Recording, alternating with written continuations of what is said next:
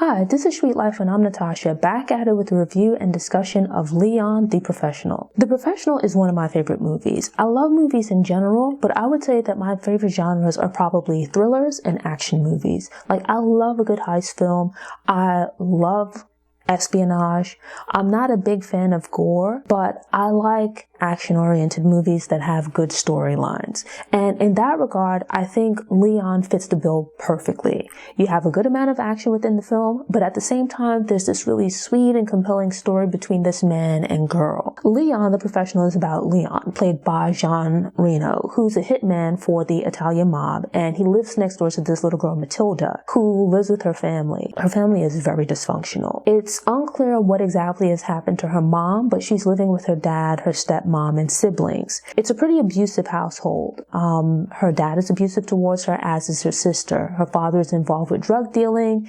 She's being bullied by the older adults in the house, but she has her younger brother who she loves and adores. He's really the only person in the household with whom she has a positive relationship. Growing up in this household, she's being exposed to not the best behavior, and so with that, she's exhibiting some inappropriate behavior, like smoking. She curses quite a bit. Not the nicest behavior for anyone, but especially unacceptable for children. So she lives next to Leon, and as neighbors do, the two of them speak in passing. They say hello, things like that. Her father, being the type of man that he is, selling drugs and whatnot, he has dealings with a crooked DEA agent played by Gary Oldman. The premise of the story is that the DEA agent had given some drugs to Matilda's dad to hold. Him, being an enterprising entrepreneur, decided that he was going to siphon off some of the drugs. I'm guessing to sell on his own, right? So drug dealing can be pretty profitable, especially if you're not having to actually purchase the drugs, if you're able to sell somebody else's without having to pay for it. Matilda's dad is smart, probably enterprising, but a little bit too smart for his own good, in the sense that he steals a bit too much to the point where it becomes noticeable. And so at issue here is that what he was given was pure. The drugs he was given was pure. When he handed it back over and they tested it, they realized that the drugs had been cut. Meaning, if I hand this to you and tell you to keep it, and you hand it back to me, and it's not exactly what I gave you, you've been in possession of what I gave you. What happened? He's given, I believe, it's until like the next day, noon the next day, to figure something out. It's like, for kids, it's 3 o'clock after school, but showdown time for adults is noon. The thing I didn't understand was, if you've taken these people's drugs, right? These are dirty DEA agents. You stole from them. He's warned you that you better have something figured out by tomorrow because he's coming to see you about it. You better have some kind of solution or something worked out to make this right. If you're saying you didn't steal the drugs, you didn't touch it, you better have something to tell him about what happened to change these drugs that he gave you. But this guy just... like, you've been warned. These are pretty powerful, dangerous people. They're into illegal business. I would think that they're probably not going to have qualms about doing you harm. You should probably take him seriously. Have some kind of plan worked out with regards to what you're going to do about these drugs. But instead, here he is just continuing business as usual, just going about his day like there isn't this threat hanging over his head. And as promised, just a few minutes to 12 the next day, the DEA agent and his group of shooters, his goons, show up to see about these drugs, just as he said. It catches Matilda's dad completely off guard, which I just don't understand. Because it's like, if somebody tells me, like, I've stolen drugs, and that's what they want, right? Like, I'm not involved in any of that kind of stuff. But it's like, they tell me they're coming to see me tomorrow, and I better have some kind of explanation or figure something out. If I don't have some story to tell them or some drugs to give them back, I would think like you'd run away, cut out, just try to get out of town, put some distance between you and them. But yet, they know where you live. He remains in his home and just goes about his day. So the DA guy and his people show up. And fortunately, Matilda has left the house to go do some grocery shopping, to pick up like milk and some other items and whatnot from the local store. And so when the DEA folks show up, she's not there. Unfortunately, a bloodbath ensues. And everyone else in the house is killed, right? Shady business dealings and whatnot, not the most scrupulous people, but at the same time, I feel like you have to have a code. You know, his family, meaning the wife, kids, whatnot, they just lived there. We don't know like how involved the stepmom was. Let's assume they don't have anything to do with it. Okay, fine. If you kill the dad because he's the one that you've been dealing with, that's fair enough, you know, because when they showed up at the house, he's the one that they talked to. The wife wasn't a part of the conversation when they showed up on the first day. So it's like, if you have a problem with somebody, you have a problem with him.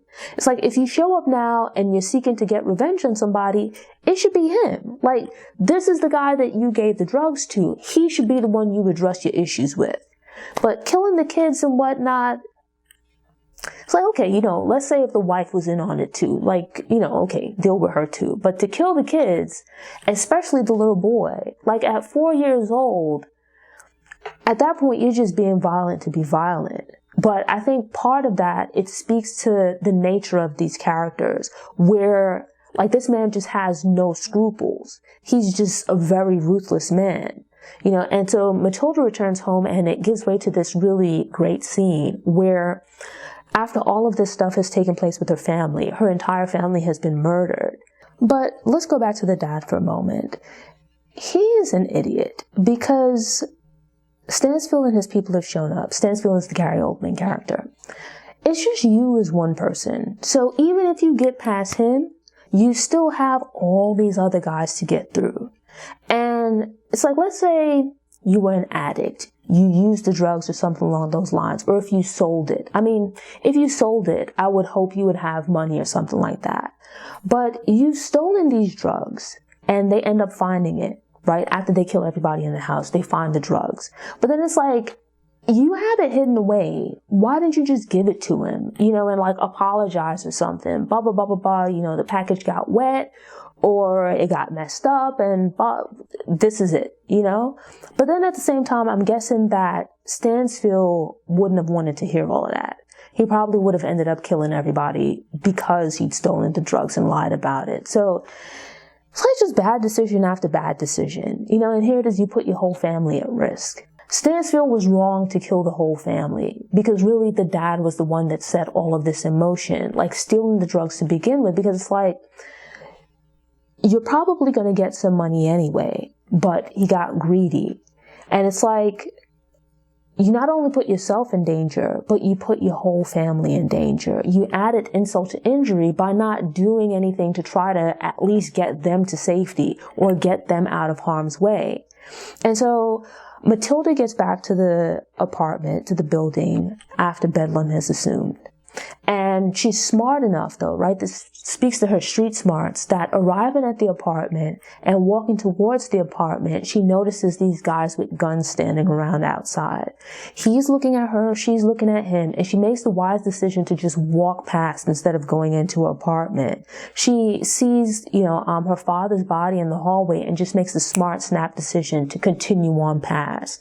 And I think it's actually one of the best scenes in the movie. Just this tension of her where it's like, imagine, God forbid, you offer something up, you know, no matter how much you hate your family, to go do some grocery shopping. You arrive home and there are people with guns and whatnot, and everybody in your house is just dead, violently murdered. To have the presence of mind to not just break down in that moment. And this is a little girl. Like, you can see that by the time she gets to Leon's door, she's crying, but she's trying to hold it together. She has the presence of mind to not fall apart, to not collapse in that moment, to continue on past her apartment and to go knock on Leon's door. She gives the impression that she doesn't live at this apartment where all of this drama has taken place. And, you know, she tries to get his attention to get some sense of safety. And it's just an incredible scene. You know, Matilda didn't see firsthand what happened. She sees the aftermath, but we as the audience know what's taken place, right? And so you have this tension where we know these guys are not above killing Matilda. Never mind that she's a little kid. And to see the tension, the absolute terror on her face, walking by this open door, seeing this bloodbath, and that they're still standing there with guns to continue past. It's more than a tightrope act. At the same time that you have that going on the inside of Leon's apartment, we see him looking through the peephole and seeing what's going on, where he happens to look through the peephole when the situation was starting, right? And when they start shooting, he was still looking through the peephole. He sees Matilda coming towards his apartment door, and initially you can see the hesitation where he doesn't really seem to want to open the door to let her in, because to do that, number one, it might attract the attention of these guys. And it's like, sure, he can handle himself, but it's like, if you can avoid problems, you might as well. And so you see this brief hesitation on his part in deciding whether or not he should open the door. And so just the amount of things that you have going on in this scene on the two sides of this door is just really incredible. And I think it's probably one of the best, if not the greatest scene in the movie. It's certainly one of my favorite scenes in the movie. He has a bit of a conscience, right? So he opens the door and lets Matilda in. And there's this sense of relief. It's like it releases the tension of the moment. But even with that, the danger isn't necessarily gone, because Stanfield and his people, they don't like try to kill everybody else in the building. From there on, it turns into a revenge film where Matilda figures out or finds out that Leon is a hitman. And it's like the two of them, they end up forming, really it comes from a dysfunctional place, but they end up forming a really nice relationship that's pretty sweet and plays out over the course of the rest of the movie, where he basically teaches her how to become an assassin. And in return, she teaches him how to read and some other things as well. You see that she's very quick-witted. Like, they go to check into a hotel, and she quickly thinks of a cover story that, you know, in the moment that he's her father, and, you know, that they're in town for her to audition at Juilliard and all this kind of stuff. They form a really nice relationship. But at the same time, you see some of the effects of the dysfunction that Matilda was being raised around with some of the things that she says and does. She's a child, but there are like these little glimpses of inappropriate things. So surprisingly, this man is a hitman, right? Which is an immoral job because you kill people for a living. But yet still, he ends up being a positive force in her life, a far more positive presence in her life than her guardians, than her father, or at least than her dad was. And so with that, it just makes for an incredible movie.